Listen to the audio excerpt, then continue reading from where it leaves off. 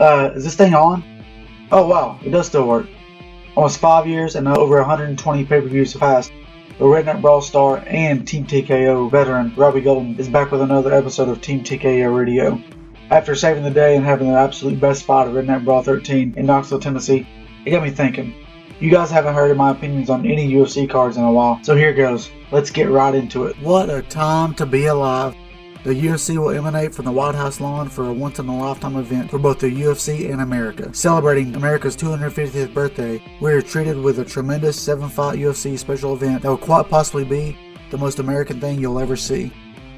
2 huge title fights and a heavyweight matchup that has the whole world and the President of the United States' attention. UFC Freedom 250 is headlined by El Matador, Ilia Topuria, and the highlight Justin Gaethje. This is 100% deserving to be the top bill of this card and is almost guaranteed to end in a knockout. The only problem, who's going to be the one face down at the end of the night? The UFC heavyweight interim title is on the line as well, with 2-division world champion Alex Pereira taking on 3-time world title challenger Ciryl Gane. Pereira moves up to heavyweight for an immediate title shot after dominant runs in both the middleweight and light heavyweight divisions. He's won both of those titles twice with only 1 loss in each division. Ciryl Gane is a deserving challenger with a setback against John Jones and a no contest against Tom Aspinall in his last 2 title fights.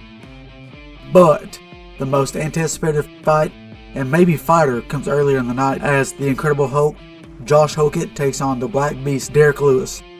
Derek Lewis was asked to fight personally by President Trump, but the UFC didn't do him any favors.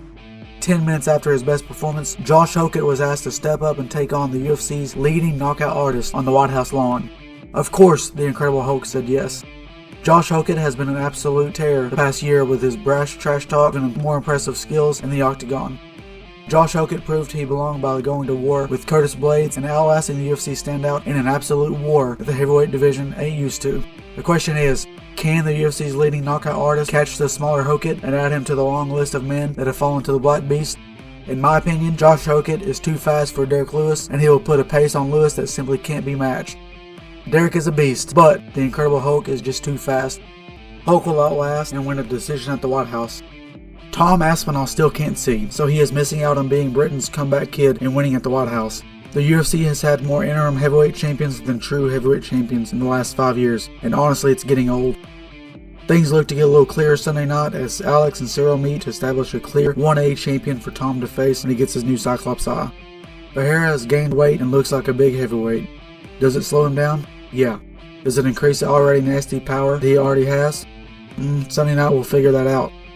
Ciryl Gane is a stand-up fighter, so no worries from him for a takedown. I think Ciryl Gane takes Alex to deep waters. I think Alex will have to lean on his cardio, which won't be there. Ciryl takes Alex out late in the fight or in the 4th round to secure another interim title, and then we wait on Tom to see if he actually fights again. Don't hold your breath. I don't see it, and neither can Tom, at least on one eye. And now we get to the main event, Ilia Topuria. That man is an absolute problem. Ilia has been on a Hall of Fame run since he entered the UFC, with absolute destructions of Alexander Volkanovski and Max Blessed Holloway respectively, 2 best featherweights, and former lightweight champion and fan favorite Charles Oliveira. He is the most scary and confident man in the UFC. He takes on former interim lightweight champion and former BMF champion, the highlight Justin Gaethje. Justin has been his nickname ever since he entered the UFC.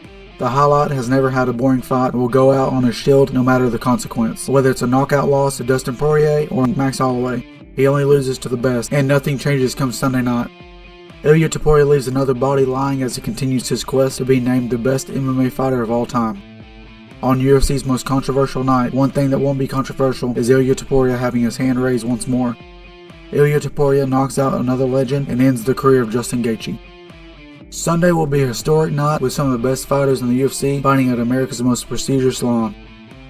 As a lifelong UFC fan, this is a dream that I never would have imagined come true. This will be a great night of fights and patriotism on display with America celebrating its 250th birthday. As an American and a UFC fan, I can't think of a better way to celebrate the United States of America. See you Sunday. Happy birthday, America.